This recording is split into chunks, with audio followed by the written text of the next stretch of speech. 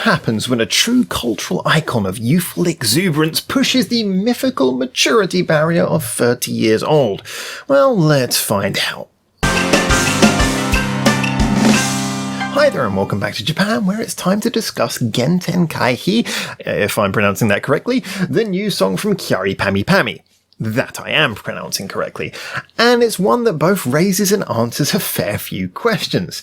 See, Kyary is one of the most internationally famous of Japanese stars, thanks mostly to her now almost decade-old viral hit Pom Pom Pom, a song with an infamously insane music video that perfectly packaged an oh-so-Japanese recording. A whimsical song with plenty of odd changes and an infectious flow that took precedence over any particularly noteworthy chorus. It may well have been perfectly designed for Japanese tastes, but was surely not an expected hit for non-Japanese audiences. In fact, there's no sign it was ever designed to be. Still, Pom Pom Pom managed to break out on sheer personality, meme quality, and having that oh-so-Japanese quality of getting better over multiple listens. It was a real viral song. Fast forward to 2021 and Kyary has had a string of successful hits in Japan at least, but the wow value has decreased as her signature style is now long since expected from her, and any lack of bombastic showmanship would be more of a disappointment than anything. Kyary now mixes music with TV appearances, and although the recent single Gum Gum Girl was a slight departure from the expected, it was still notably insane enough to qualify as a pleasing KPP release for fans of her previous works, rather than upsetting the formula too much. With GENTENKAIHI, the initial marketing gave us a fair indication we were in for more KPP classic rather than rocking the boat. Initial artwork heavily focused on her big signature hair bow, as she is known for, and it set our sights on the cute Kyary image of past. I can't deny, though, this gave me some concerns.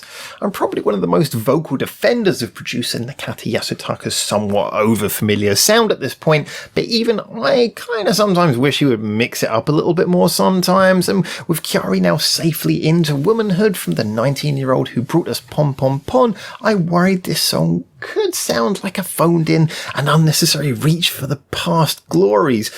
But in all honesty, therefore, what we actually got was a really pleasant surprise. It cannot be denied that it won't necessarily be winning over many new fans. The music style is very much within Yasutaka's formula, and the four-chord chorus is not pushing many boundaries either. However, in counter to all those points, it is stylistically perfectly designed for any existing fan of Kyary. The backing is thick and very well produced, and the hook manages to be one of the most simply infectious choruses Kyary has produced in quite some time. I've always compared Kyary and Yasutaka's consistency of reoccurring production sounds to that of a rock band, to be fair.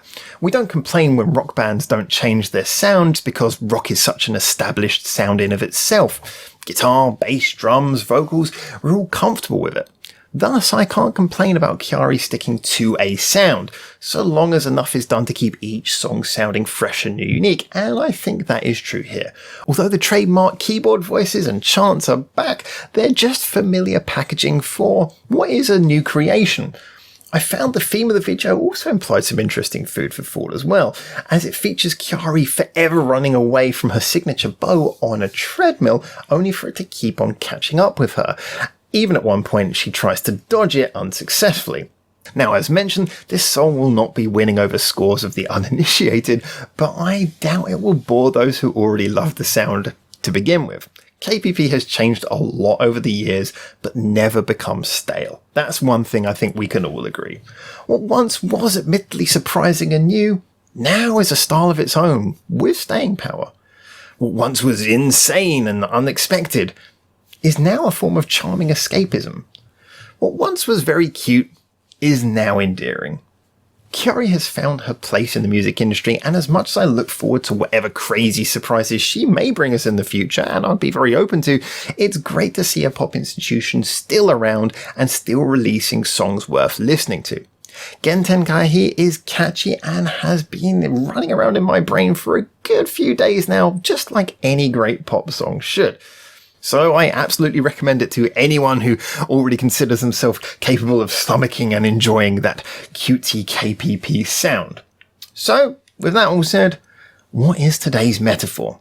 Well, Gentenkaihi is a magician pulling a rabbit out of a hat.